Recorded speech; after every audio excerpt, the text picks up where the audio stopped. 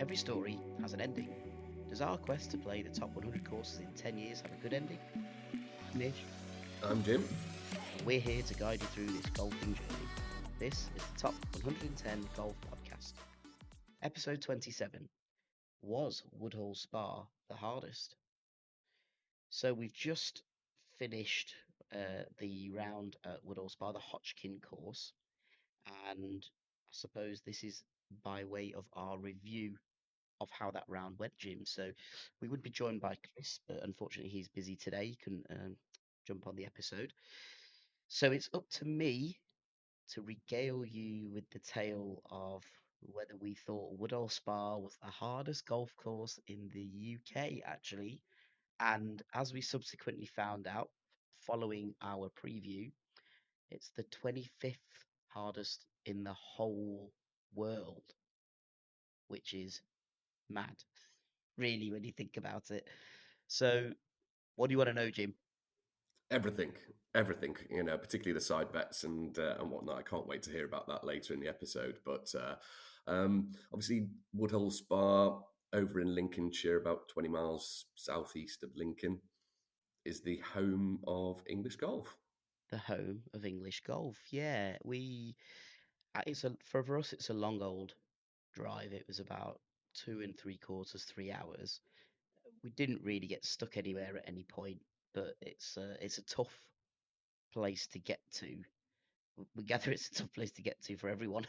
So, Yeah, I think we were as certainly talking about that last time, weren't we? yeah, we said in the previous, it's equi difficult to get to. But it was a really pleasant drive actually because we woke up in the morning and the sun was shining. We had kind of everything that was good for a good round was all set up. So we set off really early in the morning. You only get up early in the morning for two things. That's a holiday and then going to go play golf in dead good spirits because the weather was so nice. And as we were getting there, it was getting hotter and hotter and hotter. And we were like, okay, we're in for a good day. So I think we'd given ourselves sort of 2 hours roughly uh, extra time to get warmed up, taking the facilities, all that kind of thing. Have a club sandwich for Chris, obviously. So Have a club sandwich, but we had a problem with our club sandwich rating, Jim. So we arrived at 10:30 to go and get something to eat. They didn't have the lunch menu on. They only had breakfast on till 12, so we couldn't have a club sandwich. We did, however, have it later because we finished and we were pretty goosed, and we knew we had mm, a 3 hour drive on the way back as well. So we thought, let's get something to eat. So Chris did have his club sandwich. I actually had a club sandwich on a bit of GF bread.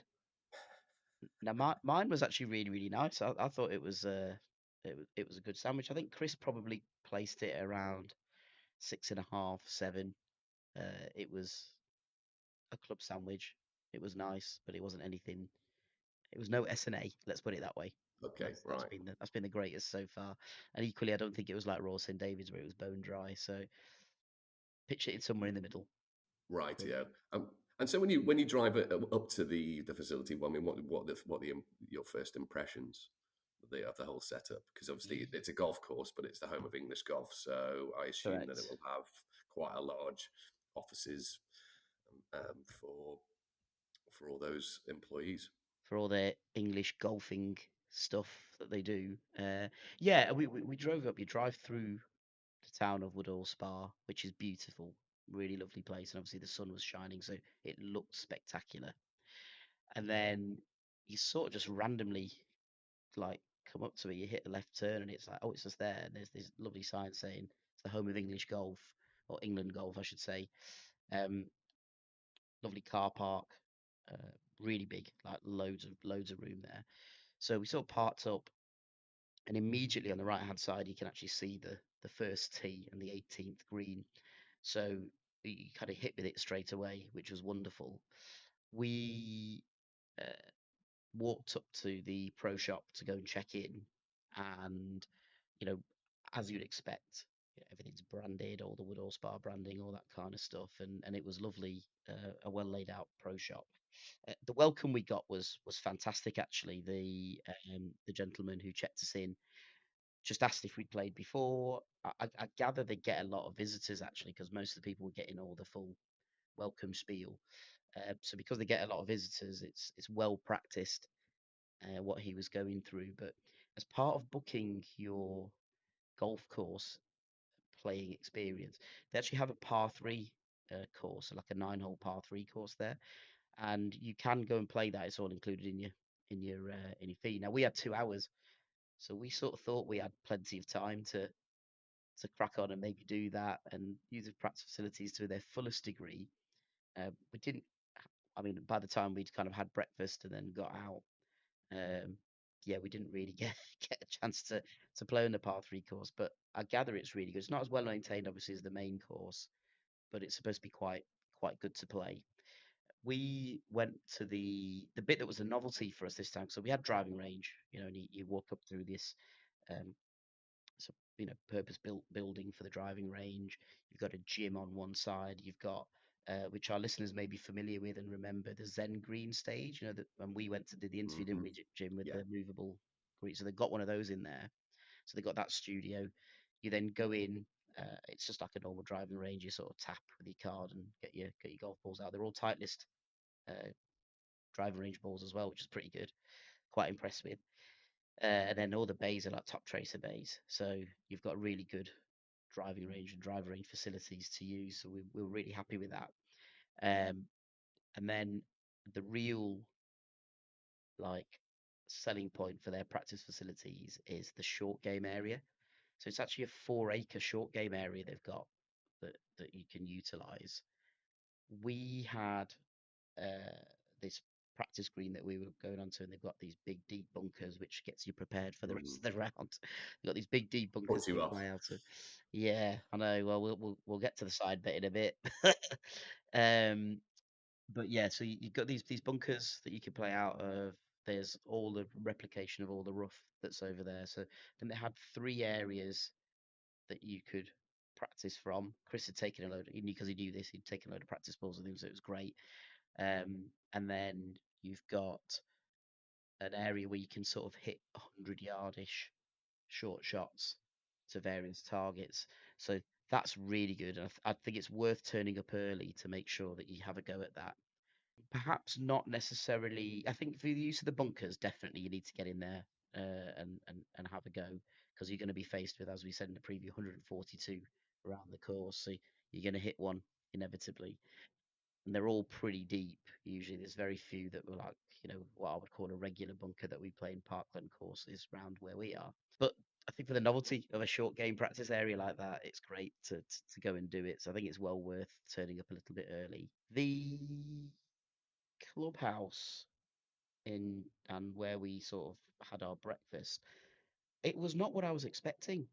But the actual clubhouse itself it sort of stuck out a little bit. I gather they're looking at getting everyone to agree to knock it down and start again.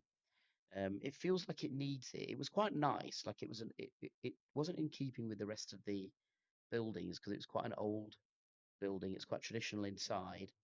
It had a lovely vibe afterwards. We sort of went and had a drink, and everybody was sat in there having a drink and having a bite to eat. So that's really like a good plus, because sometimes you can go into a clubhouse and it's quite soulless afterwards. There's no one around, and you're like, oh, I feel a bit awkward having a drink in here. But it was so that was nice. But it just didn't fit in, I don't think, with everything else. So maybe I was going in expecting some big slick clubhouse, really modern facilities, whatever. The place where we had breakfast was a bit different again. That had almost like a cafe type of vibe to it. You sort of went up. They had these big like glass counters with cakes and stuff behind there, and you went up and ordered your food there, and they brought it out to your table. And it's like, I mean, it was nicer than cafe food, but that's the kind of vibe that it had. So that was kind of our welcoming approach. And I mean, like I said, we left ourselves 2 hours, and I mean, Chris was loving that, because he loves a long warm up and a bit of relaxed time before he gets there. He doesn't do our last minute turn up 5 minutes to tea time, does Bonus, he, Jim? yeah. No, And exactly. Well, get, me, not you. I mean, I'm there 10 minutes before, so it's about the same really. And I think, I mean, I kind of said I think in the preview I may have said that I'm getting used to doing a slightly longer warm up pre-round, and we'll get to it now. But bearing in mind how I played, I think I might go back to my 10-minute, just rock up, hit two balls in a practice net, and then carry on because I've played absolutely horrifically at this golf course. Well, I mean, it is meant to be the 25th hardest in the world and and the hardest in the UK. So you think discussing beforehand, even after the preview, that the expectations were very very unknown. I think is probably the best phrase to say that you didn't know what you were facing to a large extent, apart from 142 bunkers. And I mean, Yes. not the longest course in the country, but obviously, I think that starts to play in your mind a bit, doesn't it? When you're thinking hardest course in the UK, Yeah, I think that what does gets that into your entail? head. Definitely Yeah, gets into your head. It is and it isn't the hardest course that I've ever played. Now, it is because it's the visuals of that golf course. So Lincolnshire, if somebody's not familiar with the county, is incredibly flat. You're driving along and you can just see for miles around. So nothing's too elevated, nothing's too deep, anything like that. What they've done over there is and the course is completely built over a sandy sub base. So one of the things that we found was it was the start of April and it was rock hard and bone dry. Now we haven't had a full summer on there, and we've not had by any means the driest ever winter. But if it's that hard and dry now, I think in the middle of summer that would be even harder. Now the reason that poses a challenge is that you can land it in a spot, but you just don't know the ball mechanics at that point, what's actually going to happen. And there doesn't seem to be a lot of undulation to try and stop it. So you could be short of a bunker, but if you happen to have hit it a little bit thin, or if you've happened to have just not quite got a high ball flight enough, yeah, not enough loft. yeah, you're gonna skip on. Yeah, We also found the greens were quite hard to hold on to because of that. They were pretty tough. They were good greens, but the ball would land, and we were struggling to find our pitch marks to repair. So gave you a measure of how actually difficult and how difficult scoring was, I think, in that respect. Moving it back from going to the greens, so that's the greens. All the greens. Can't say I remember one green that wasn't surrounded by bunkers. Now you could be talking sort of left and right, and then there's rough long, and there's probably one short. That was the minimum on each hole, pretty much. So if you got one short, you can't really run it up to the green. And bear in mind, I said it was running quite well. Bump and run is like my brother-in-law's speciality, but I quite like that as well because it just means if you've not hit it the distance, then you've got a chance of still getting onto the front of the green. So that was out of the equation. You couldn't miss left or right because you were then in a deep bunker, and all the ones on left and right were deep bunkers. Most of them, the top of the bunker was at the top of your head. So five you've foot eight. Oh, but you've really you got to scoop a little bit, and actually that doesn't work with bunker technique because the scooping's gonna make it go to crap. So there's that, and then if you go long, it's rough. So what are your options approaching a green? You have to hit it, which means you got to be accurate. That was tough, knowing that each time. And then if I move it further back, you're on the tee. So this is, I think, what made it difficult from what I was experiencing. So from the tee, as you're looking, because it's so flat, you've got these bunkers that come up, and you've got like one left, one right, almost on all the holes. Visually, you can see bunker there, and there's like a tiny gap in between, and that seems like it looks like that's your fairway target. In actual fact, that's not the case. So Chris Boer buys a course guide. Your first bunker may be at like 180 and your second bunker at like 200. My driver goes about 240 on average.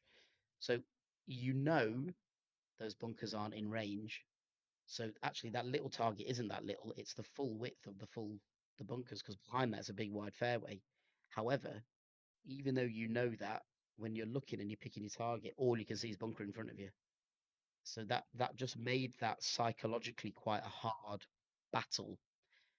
And then the other thing was you couldn't see the danger beyond that because you can see these bunkers ahead of you. You couldn't see what was up ahead after that. So let's say I mean, I could hit my 5 iron just over 200 yards. So let's say you had a bunker at like 160, 180, and I know if I landed at 200, I'm safe with my 5 iron. I can play that off the tee. But then if you don't know what's behind that and what's going on and how far it's going to run, then you can then hit a bunker again. That was the difficulty. And then the other thing that was difficult was if you did spray it, and I said at the top, I didn't play very well. So I did spray it a little bit and I wasn't good with my driver, which is quite rare for me. Your layup is just basically 20 yards onto the fairway. You haven't got like 100, 120 yard shot to get you back into play because they're just there are bunkers everywhere and there's danger everywhere and it's going to run on. There was a couple of times when I hit a really, really good recovery shot and I would have been really happy with the normal conditions. It would have stopped and it just kept rolling and went into a bunker. And it was like, oh, I haven't even got that sanctuary really. So what we said was it was hard because it was relentless, that course. Every single shot required care and attention, which is for me is unusual Mm. to be able to do that. So it It's was constant mental exhaustion if it is like that for 18 holes, and when I get tired at 9, you're probably thinking, probably thinking the same as me on most other courses. I was just going to say that. Remember at Abu Dhabi when you were like, I've hit hole 13 now and I don't want to be here anymore. I want to go. And I've got a long drive. Those sorts of thoughts are coming into my head. I mean, I smashed down 2 bananas at that stage because I was like, I just need some energy just to get thinking again. And there was a lovely halfway hut. There's a lovely chap I was working going in to the ask about halfway hut. that. Yeah. Yeah, it was that. I mean, that was good. It was really nice in there. And obviously because it's so flat, and there was lots of times when we saw lots of people on the course. So you haven't really got anywhere to go for a wee. So having a halfway hut with a toilet was very, very helpful to know. So, How um, many coffees did you have in the morning? so I think we asked the question right at the top, didn't we? Was Woodhall Spa Hotchkin Course the hardest? So far from what we've played, even when I've played links courses for the very first time, like that, it was. I would say that was definitely the hardest golf course I've But experienced. yeah, I mean, he messaged me afterwards and just said that was hard, all in capitals, and I Yeah, thought, oh right, yeah, and I mean, particularly when it's 22 degrees or whatever it was at the particular day. yeah. There's a lot of factors combined into that. Mm. It didn't help that I wasn't striking the ball well, so it wasn't going where I was intending for it to go. It wasn't disastrous, but yeah, certainly I've not played my best golf there by any stretch. And it was difficult because it was hard. The par fours, it wasn't. You didn't have to play badly to get a six, and you walk off and you go, "I played that hole all right, actually. Like I drove it okay. I hit a decent approach shot, got out of a bunker. I've kind of like I don't know, two or three putted, whatever. No, maybe not two, three putted, but like I've had a chip, two putts, Yeah, yeah. and you think it's all right. It's not too bad, but it's a six, and then you've done that I'd be quite four happy with a holes in a row. six and a four. Yeah, I should have been, but it's like you do that and you go, oh, I've done that 4 holes in a row or something like that. So, I think the thing that really, I'll get to it now because we're sort of talking about it, but looking at the scorecard, the thing that really, really did me over was the par threes of which one was the signature hole. So I'll All right. lead into that. But I shot an 8 on the very first par three. I shot a 6 on the second par three, and then there was a signature hole which I'll get you. But that just nailed my confidence and my round. Should I start giving you what's going on with the scores then and go through the scorecard? I think it's time. I've been avoiding it, been I putting know it you off have. and Yeah, we've not spoken much about it since you actually played, and that's on purpose because we knew we were doing this review, and I wanted it to kind of be fresh and me, not to know anything at all, really. wanted me to relive the harrowing experience in its full. Absolutely, in all its glory, I love it. or likewise. Right, so on the scorecard, Jim, let's tell you this tale of woe that we had at Woodhall Spa. So we turned up to the first tee, and it's lovely. There's a starter ready for you there. We got him to take a picture of us. It was nice having somebody to do that. And the starter's hut's really nice. And the practice green is really nice to play on, actually. So it was really, really well maintained. And I thought this was going to set us up for the round, but they have on the practice green where the cups are that you're putting into. the plastic on the cup goes all the way to the edge of the hole. So normally you have that bit of brown that you see where the hole is, and then it goes into the cup. But it was all white all the way to the top. So it's like the American courses where there's the whole white cup, so you could really sight the hole. And I thought, oh, here we go, home of England golf. That's it. This is what we're gonna get. Didn't get that the rest of the course, but it was nice on the practice green. Everything's lulling you into a false sense of security to some extent, isn't it, on this course? Yeah, I think there's exactly that. Um, so we teed off, and the first hole isn't very long. I think it's only about 350 yards. But you see these bunkers, and it's really weird because everything, the distance didn't quite look what the distance was. So we kept like looking at the watches and whatever, and looking at where the bunker yardages were. And we're like, oh, I'm not really sure about that. So it looked like it was late with your iron off the first tee, and Chris very kindly let me go first. He's got a habit of doing that, and he very kindly let me go first. And I was like, oh, I know what's going to happen here. If I take a 5 iron off the tee here, I'm just going to duff it, and I'm going to regret not taking the driver. I've said that to you before as well. So I stepped up with the driver, Oh, bit yes. hook left. However, it ended on the 18th fairway, and the guy said, if you're on the 18th fairway, you'll have a shot in. Don't worry, and you're probably only looking at about 100, 110 yards. I was like, great, I'll take that. That's not too bad. It was away. Chris stepped up with his 5 iron, and then topped it 20 yards ahead of me. And his phrase was, "Oh, Christopher," off the first tee. That was repeated many times during the round. So I think that sets you up for how we played. Yeah. So on the first hole, I then played my recovery shot from this rock hard fairway. I thought I clipped it just right. The line was dead good, and it just didn't quite make it by half a yard and ended up in the first bunker. Now, bearing in mind, our side bet was the fewest number of bunkers hit. Not number of bunker shots, but fewest number of bunkers hit. So I'm like 1-0 already on the Correct. first hole. So I play out of that bunker, out first time, I'll add, but play out of the bunker, straight across the green into another bunker. So I'm 2-0 on the first bit. And I was just like, how have I gone? I've got out and I got out really, really well. In fact, I hit it too well out of the bunker, and it just went straight across the green. And that was another thing about the toughness of this golf course, that when you're escaping the bunkers, you need to escape from the bunkers, not just get out. You need to get out well, because otherwise you're going to end up in another bunker over the other side. And that was actually a bit of a running theme for my round of golf at Woodhall Spa. So I got plenty of bunker practice. I think I took two to get out of the next one at that point, and then I started off with a 7. Chris recovered from his topped tee shot to get a 5, and then we hit hole two, big wide open fairway. Like we're talking 60 yards wide. Not wide enough for me. Not wide enough for me. I missed it left. Oh, God.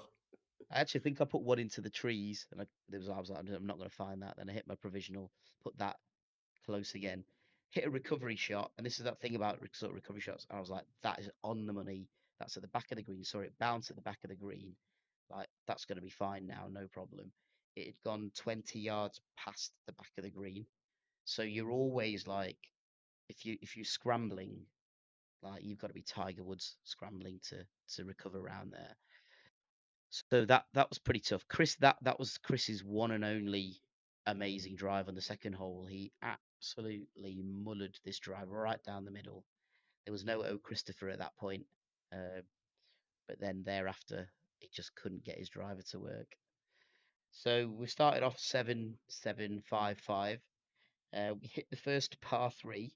Now this par three visually is absolutely brutal. Like you look at it and there's just bunker, bunker, bunker, bunker, bunker. Like short is all heather. You can't see past that. So we were like, okay, long and left might be a miss if you're gonna do it. But yeah, it's just hit the green sort of thing. So I think Chris went first. Oh no, maybe I went first. And I hit it, clipped it really, really well. 7, I thought, got to go long, give myself enough club. Clipped it, and it started going long and left. So I was like, right, okay, I'm fine there, no problem at all. Chris hits his absolutely perfect. The one spot you could hit it to the green didn't look like it was, bunker bound or anything like that. Middle of the green, great. So I then play my recovery shot.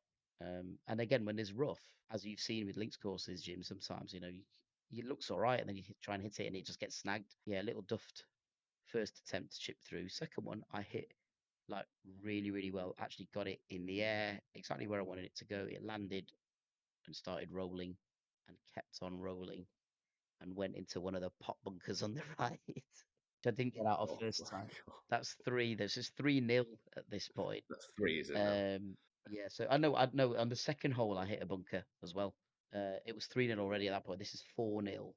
So I've got into this bunker. It took me 2 goes, I think, to get out of this bunker and then 2 putted. So I got an 8 on the very first par 3. So Chris was like, "Come on, Ish, sort yourself out." And then you finish that par 3. It's very easy for him to say, hits par 3, hits the green every time. But then you cross the road, so we did a big Mm. thing. We were like, right, come on, we've had a tough opening here. And we'd said at this point ourselves, we're like, I think this is a hard course. Like we need to reset our, because we'd done made a stupid mistake driving over, going, just have to keep it straight. Doesn't look like there's that much danger. Just keep it straight. It's all right. It's fine.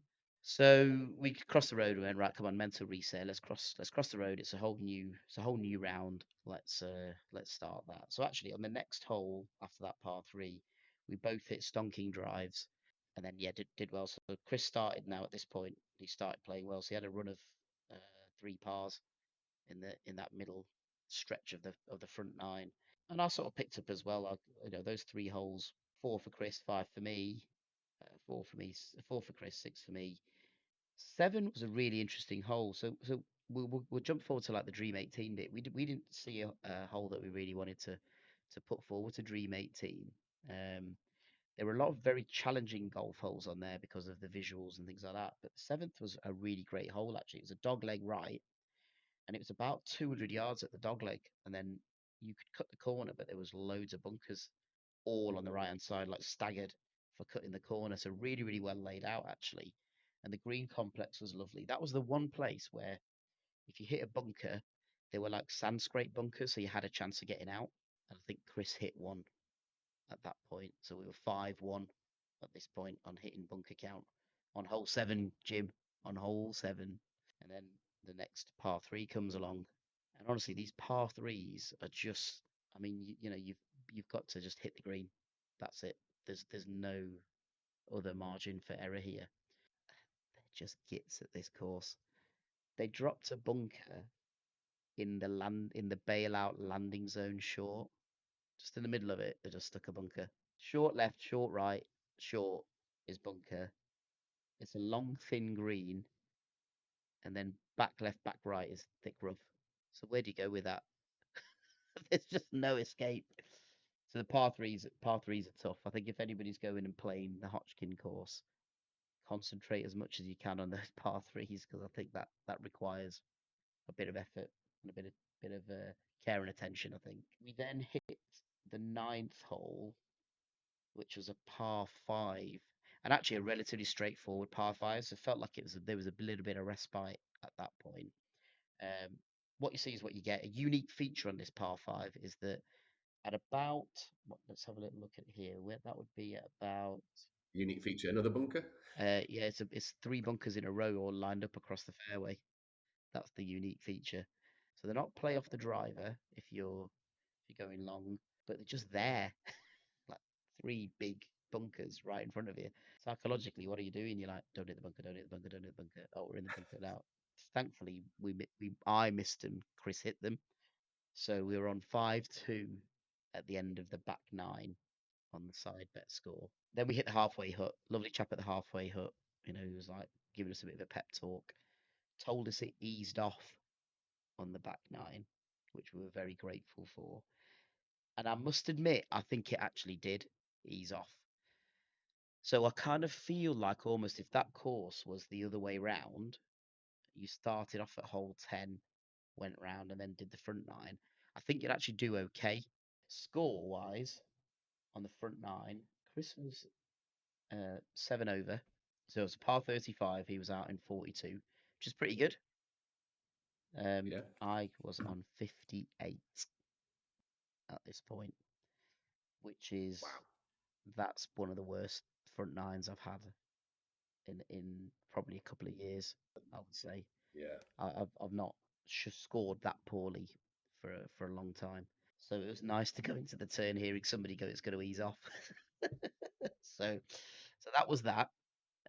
Then we ended up, and then when you hit 10, now this is I think this is the most picturesque part of the course. I think when we do uh, our blog with all the pictures on, I did actually take this picture. You're at the far corner of the course at this point, and you look back and you can see quite a lot of holes there, but it kind of is like a V shape. But Lincolnshire's a beautiful county as well. I know it's flat, but it's really really beautiful, and Yeah. they've created a really nice part of the world there. So that was a lovely sort of view and a lovely way to start off your back nine, heading into our 12th hole signature hole challenge. So we have already posted this on YouTube. So the eagle-eared, is that even a phrase, amongst us might actually know what happened here. But par three, Chris's speciality. I mean, it took him absolutely ages to set all his cameras up. I was like, for God's sake, Chris, get on with it. Even I was getting annoyed, and it was it was me that he was recording.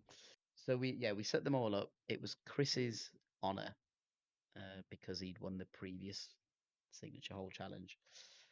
So he hits his tee shot, spanks it middle of the green. So I'm like, right, difficult act to follow here. So I really took some time to mentally prep myself for the kind of contact I wanted to get. Did a lot of visualization, all that kind of stuff.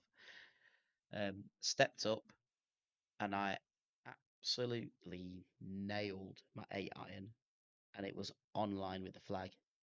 And I'm looking at it in the air, going, "Oh, that looks good. I think that's inside Chris's ball. That absolutely dead on inside Chris's ball.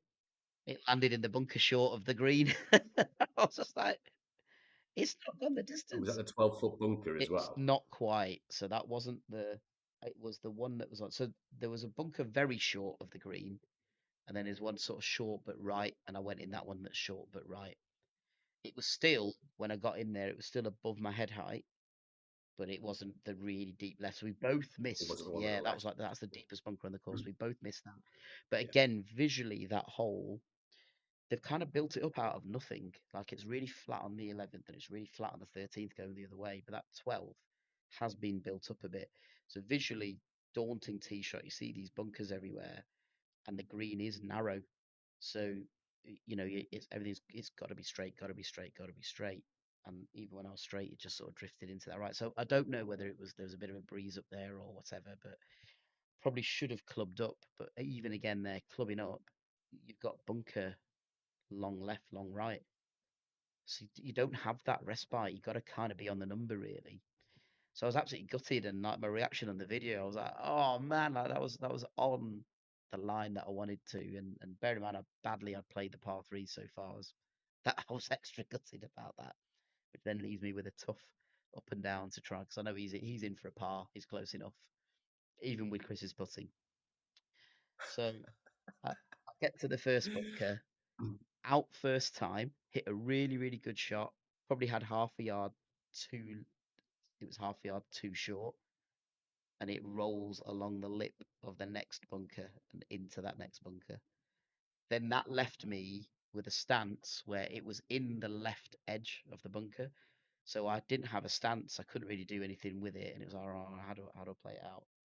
Hit it, clip the top of the lip of the bunker, back in. Oh Hit it God. again, clip the top lip, back in. Like, oh man, I've had 4 shots already. What's going on? So Chris is obviously recording all of this at the meantime, just like chuckling away, like Muttley to himself. And I'm like, right, come on, just I don't know, just I got so fed up. I was like, I'm just gonna chip it out here. So just did a normal chip. The bunker was like head high, so the normal chip, and it was the perfect shot. Came out, just took the whole contour of the green, and just kind of went out. And it probably left me about 15, maybe yeah, maybe 15 footer, 16 footer to get a six. By this point, by the way, Chris hasn't had a second shot. It's just me all the way. Uh, but I nailed my putt in one. So I was like, yes, and it was a left to right putt as well, so it was pretty tricky. So I was pretty happy with that. But yeah, Good he had recovery. 4 putts to win the whole of the signature hole challenge.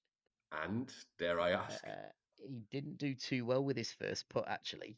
If you know you got the confidence of 4 putts, yeah, twitching. I think I need to start giving him some more beef before he steps up for his putts now. I think you Yeah, do. I need to. Yeah. The problem is I was in no position to do anything because I'd already hit 4 bunker shots at a par three. I was like, oh, what can I do? I should do the old like, I've seen these missed. I've seen these missed. Mostly by you, Chris, actually, as it happens. But Ooh, yeah, he nailed his par putt. So Chris goes okay. 4 up through 6 courses on the signature hole challenge. So at this point, what are we on now? It was 5-1. I think it's 5-2 on bunker count. I'd hit another two on this one, so we're up to 7-2. Now, my golf picked up at this point, Jim, so I don't have total awareness of where Chris started picking up bunkers, but he started picking up bunkers. So we'd got to a point, I didn't hit a bunker till hole 17. So the last one, I hit a bunker, and I hit a bunker on the 18th. So my count ended up being 9, and I was on 7 already at this point. By the time we'd got to the 17th, where I'd gone into my 8th bunker, it was 7-6 on the bunker count. Chris had started finding the sand. So he was actually getting a little bit nervous at that point. He didn't want to admit it at the time, but he was like, "Oh, it's getting a bit close, this, isn't it?" And I think that I relieved all the pressure by going into a bunker at 17. So, and then we got to the 15th. There was nothing really in the. It wasn't a driving hole actually, because all the danger was at between 200 and 250 yards. Bunkers, very narrow fairway, all that kind of thing. So it was definitely an iron off the tee. And I think that was probably, apart from the par threes, that was the only hole really that you were looking at an iron off the tee Apart from the first for Chris. apart from the first for Chris, which he then duffed. Yeah. Yeah, hit, I hit a decent 6 iron on this one, and Chris had gone way left with his hybrid, I think he hit, or his 3 wood. So I'm stood over my approach shot, and again, like you can just see this big, deep bunker on the right hand side, 2 bunkers in front of you. There's bunkers, the green was like cupped by these 2 bunkers like this, so you couldn't be short left, short right, or wide right, wide left either. It was either hit the green or go long. And actually, looking at the course map, there is a bunker back right and there's a tree back left. So, again, what do? I absolutely creamed an 8 iron. It's gone 162 yards. It was absolutely dead on line with the flag. You know, when you're watching it, just going, oh my God, that looks amazing. And then I was thinking, it took me back to the signature hole and I was like, oh, please clear that bunker. Please clear that bunker.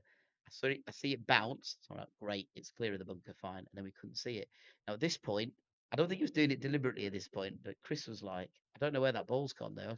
It's pretty. I think it went close, but I can't see it. No, I'm not sure. I'm not sure. I think you're in trouble. And I was just walking up, going, like, what?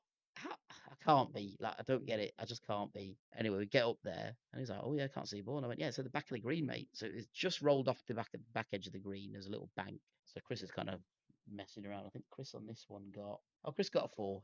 He scrambled well on that one actually. So I had a shot from the back of the green. Great. Get my. I think I got my 9 iron out to like, sort of bump it, and it was a slight left to right, and it was weird because I totally visualized that. It's the first time it's ever happened to me. This totally visualized the line of the ball and like all that kind of thing, and I hit it, so it must have been about 25 feet from the back of the green to the hole, and I hit it. And as soon as I hit it, I was like, that's exactly where I wanted that ball to go. And I would say it was 10 feet out. And I'm looking at Chris, and Chris is going, oh, that's a spicy one. That's a spicy one. I was like, no, that's in. That's on the line. That's in. That's in. That's in. And it went in. It went in. You I got a got a birdie. birdie on a par 4. It was Awesome. like full on birdie dance. The lot, mate. I was, To get that on video. oh, no, we didn't. No, actually, I probably would have done because we did film the whole round. So I think it is on video. And I was like, have some of that too spicy. I was full on. Like, I was invested. And I think that was, yeah, I was like, I'm going to give Chris some, I'm going to go full beans on him now. He's not getting away with this. Too spicy. I was like, yeah, well, that's what it feels like to chip in, mate, from the center of the green. Chris should do that more, bearing in mind his putting. I think you should do. I think you just try and chip a bit more. So we were getting competitive at this stage, and I think it's because we'd got it to 7-6 on the side bet. I think he was feeling the heat. So I think I've learned something about Chris. I think I need to start giving him a bit more jip during the round. I'm going to psych him out on his putting. That's it now. But I think I'm going to ramp it. I'm going to make myself do it now. I'm going to psych him out especially on the signature holes now. I'm going to psych him out. Hole 17, 240-yard drive, Back in the bunker. back in a bunker. It was annoying how I went in a bunker as well because I ended up again behind a tree from a drive, chipped out sideways, and left myself like 100 yards. That's my gap wedge distance. Spot on, no problem. Step up, full of confidence. I was like, this is it. This is bang on the number. The hole is 100 yards from where I am. And I stuck it straight in the bunker that was right in front of me that hadn't even entered my thinking. I hadn't even thought about it. It just went straight in there. I was like, ugh. And I think Chris eased off as well then because he was like, I'm not going to hit a bunker now. Like it's it's done now. 17, and I'm two behind, two ahead. I suppose it'd be. But again, on this hole, all down the left hand side, you got this one long, massive bunker. So it just plays with your mind the whole time. There's always something just there, back of your mind on this course. Like it's there. There's a hazard there. What do I do with it? Get up to the 18th. Oh no, and it was 17 actually. When I hit that shot, Chris said to me, I didn't want to say it before, but I've noticed that you hardly put in any shoulder turn when you're hitting the golf ball. And I was like, really? He's like, yeah, it's all arms at the minute. And I was like, oh, right. So I've been taught, my swing thought has been pause at the top and then everything aligns and it goes okay. And he said, yeah, I spotted it in Abu Dhabi as well. Now, bear in mind, I played really well in Abu Dhabi. He said, you were playing well, so I didn't want to say it there. And he goes, you carried it on here. So obviously he's put this in my head now, hasn't he, about this shoulder thing. So we step up on the 18th. So the 18th at the Hotchkin Course at Woodhall Spa is a great hole of golf. The 18th, I really really loved it. Par five finish. So if you can hit it long, you've got a good chance of getting a good score. There are bunkers all the way up the left and all the way up the right. So it's rewarding to get a good shot on there. So he's told me this about my swing, and I'm like, oh, right, okay, maybe that's why the driver's not been going well today. So I concentrated on getting a nice full shoulder turn in, pause at the top, and just let everything just happen after that. I've absolutely creamed my driver. 270 yards it went, dead straight.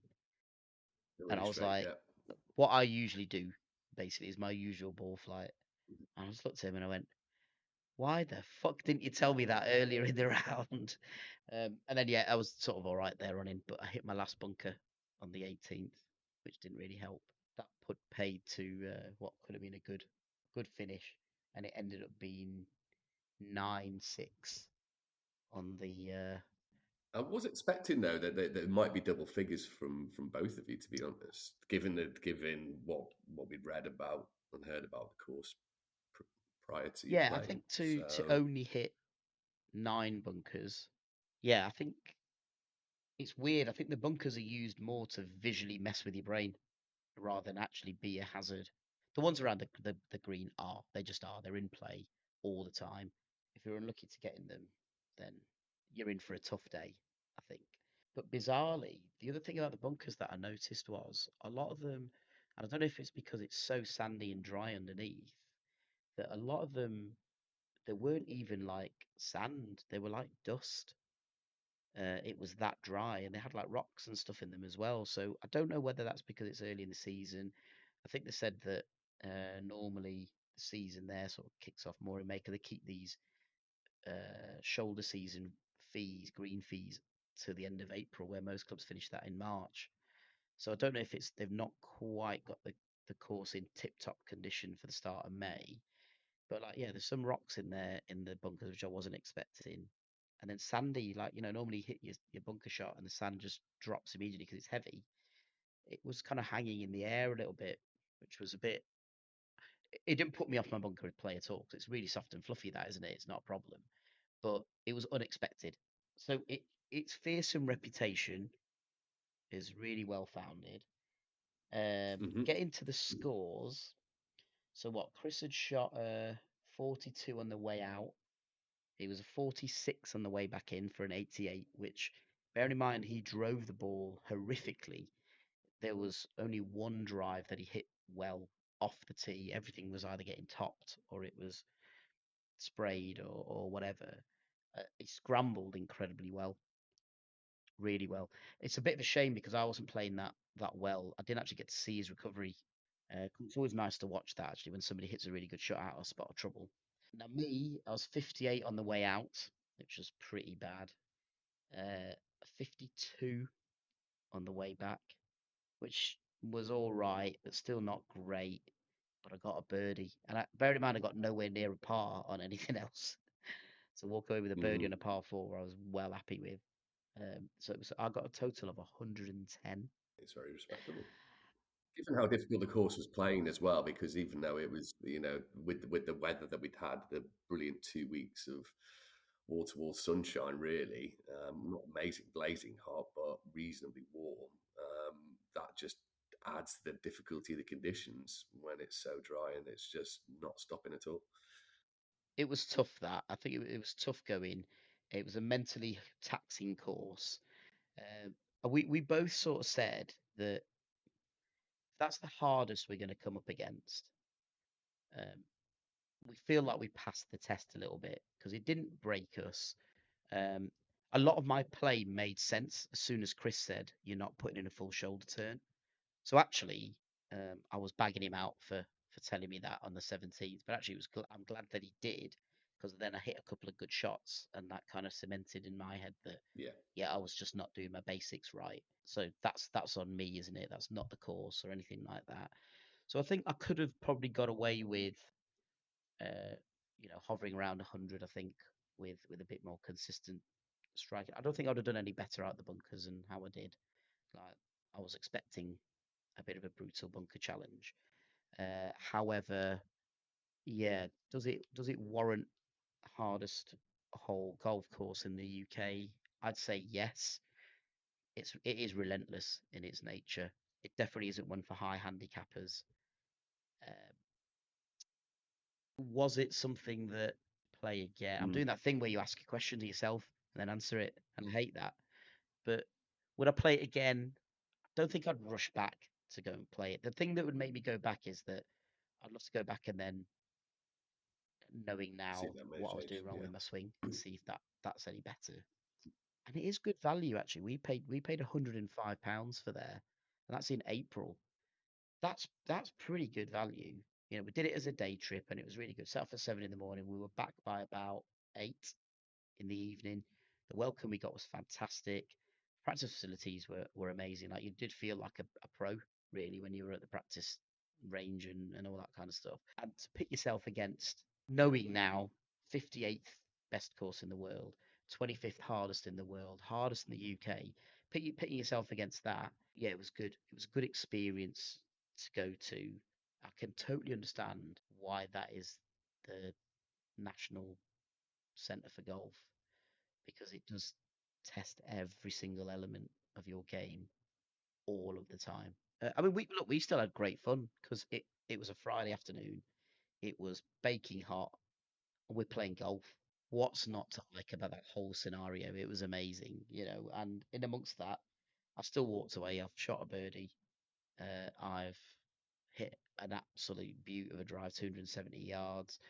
On a tough hole with bunkers everywhere. All that kind of stuff. It was like when you hit a good shot there, it's rewarding. It really is. You feel like $1 million walking up there, and I've hit that shot exactly where I needed to, and the result has been great. Like I said, the facilities were great. So if anybody does find it not difficult to get to Woodhall Spa, it's a thoroughly rewarding overall experience. Lovely warm welcome from everyone there. Yeah, while I say I wouldn't rush back to play there. I think to me, the overriding factor with that would be didn't have the one element that a lot of other courses do have, which is the kind of history element to the course. You know, you're not there going, oh my God, Sevi's played here, or oh my God, remember when what's it, Jean Van de Velde was stuck in Yeah, the exactly. brook playing. You know, there's none of that at all. But the elements of the golf course, you know, it's got a halfway hut, catering's great, homely feel actually in that clubhouse. That was really nice. All the staff were unbelievable. They were so friendly. Like there was none of this. Like I think 'cause they get a lot of visitors. Personally, I think that's what it is. They just know they want to roll out the red carpet to them. Yeah, for that, it's definitely worth like going to. And then God, by all means, pit yourself against the hardest in the country because that was our overriding thing. It was like this is as hard as it gets. We've survived it and we've done okay. Like Absolutely. bring on the But rest of just, them. I think you alluded to it slightly early on, but out of the out of all the holes, maybe one of them would make the top 18 as it currently stands, or We didn't want to nominate anyone up there because I don't think there was a hole that stood out and thought, oh right, wow, this is incredible. That's not denigrating them at all. I think they're all designed to a very high standard actually, and they all have a challenge on there. I think we're maybe both. We love a visually stunning golf hole. That's what gets us, and that's probably our dream 18 where we're at and how we're pitching it. That what looks good to the eye. And there was plenty on that course that did, but I don't think anything would jump into that 18. So we almost sort of thought we didn't want to take a spot up to then have to try and bump it later. And so yeah, it would also we would for the price that you pay, and if you're a golf member at any golf club, you know, you're getting about 20, 30 quid off your round because you're a member of the English Golf Union. Um, and even I golf, so a lot of people do that to get handicaps. So not members of a club, you're still getting I think it's £10 to £15 discount off the green fee, and it's not unreasonable the green fee there at all. I think even in the peak period, you might be maybe looking at about £145, £150 for a fearsome course that's very well maintained. To put yourself against that, I think is well worth doing. And having a starter there was fantastic. He filled us in a little bit on the history of the club and the just put that land. extra little bit of pressure on your first shot. Oh yes, I'm getting used to it now. It's having a starter on the first tee is becoming a little bit more commonplace. But like I say, if I can get to 110 on the toughest course in the land, I think I'm standing myself in good stead there. And Um, just don't forget what you've some of the scores that you've smashed out on some of the other courses, particularly the two Welsh ones. They were great. That yeah, I think that's where it was a bit disappointing that I was that far beyond that 27 shots worse off. I didn't feel like that, but yeah, it's just that was a brutal golf course. Um, but one I would still thoroughly recommend. I really would. You know, and I think when you said I wouldn't rush back. I think you've got 94 others to play as a part of this challenge. So of course you're not going to rush back. let's There's so much more higher priorities. let's not double up, eh? That's a stupid idea. Yes, exactly, Um, exactly. but yeah, it was a great what a day, as I always say. What Uh, a day! And so in terms of kind of how you would rate it compared so to what you've played already. started having this chat a little bit, and we were struggling to rate it. I think because I think in the immediate aftermath of that round of golf, I've had a bit of a stinker. Chris wasn't great off the tee, and there's all these other things that we're focusing on.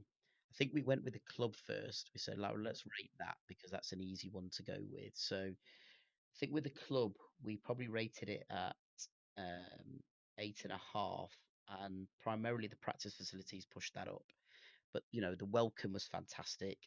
Um, we felt a little bit let down just by the overall mishmash of the look and feel of the clubhouse to the rest of the facilities.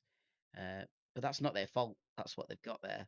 And actually, the atmosphere that they've created inside the clubhouse is really nice. It's of a traditional golf club. So I don't know whether actually that for me does work then because you're not going into this. Is it intimidating to go to a really ultra slick facility where everything's dead modern and high tech and whatever? And you're like, oh my god, am I supposed to even be here? Imposter syndrome, all that kind of stuff.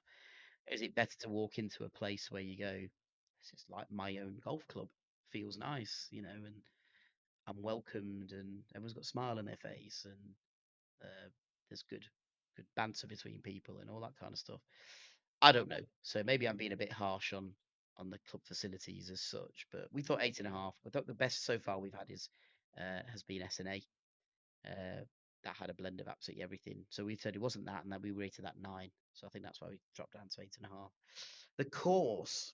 I'm glad we've done this review not immediately. I think the course, we might have struggled with our course rating then.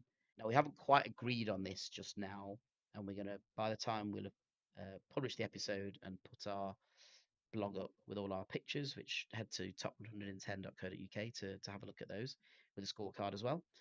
We had from the ones that we played so far, I think we had SNA was at the bottom. We had Royal St David's, then Abu Dhabi, then Moortown, then Sillith. We think this has probably fit in. I still thought Abu Dhabi was better than what we've just played at Woodhall Spa. I think Chris thinks Woodhall Spa is better than Abu Dhabi. So he might have put it into the top 3 now. I've got it at 4th, just outside. So I think we're going to have a little conflab and finally decide where we want to rank it, but what we want to rate it as. But it'll probably score something around 7.5, 8, probably as a quality of course. Yeah, so I think there. So I mean, look at those scores then, 8.5 and probably 8. It's probably one of the better ones. Out of 6 is the best one we played, probably one of the best we've played. So I think that gives you a measure actually, and it's good that we've done this later that we can reflect on it a bit better. It's not an unsurmountable challenge of golf, but I think for a very high handicapper above 24, they pitched that limit correct. I think so. I think that's really useful to know because obviously it wouldn't be one that I would go and play without playing probably about 50 more rounds and Yeah, I think getting we a bit said more that actually. consistent. We said that I think you would have not enjoyed that round of golf because it was. I just think it would have beaten you up. That's all. And you'd have gone, well, hang on a minute. I play golf to enjoy myself. I don't want to be. I don't want to feel like this when I finish a round of golf. Oh, the other thing as well was that they didn't check handicap or anything like that. I think after having listened to this, you'll probably self filter on playing there if you're a high handicapper. Great experience actually. We did enjoy that, and obviously another one ticks because nothing really anything near Woodhall Spa now, and Woodhall Spa is a beautiful little town. So yeah, done. That is Woodhall Spa completed. Obviously we just like we have put the signature challenge up on the YouTube. We would love it if you would share this episode. Woodall Spa's quite. I've had loads of people actually Mm. messaging me, Jim, saying, "What was it like? What was it like? What was it like?" I think it's one of those things where people have wanted to go, but obviously has a fearsome reputation as well. And I think they really wanted to know what it was like as a course. So if you can share it, that would be great.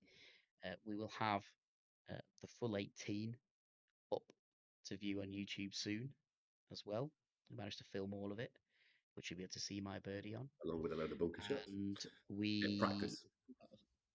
along with a load of bunker shots, Yeah. that's already up there. Look at the signature hole challenge video on YouTube, and you'll see me at floundering in a bunker. So, but yeah, if you could do that, we would really appreciate that. And if you can like and subscribe, of course, that'd be great.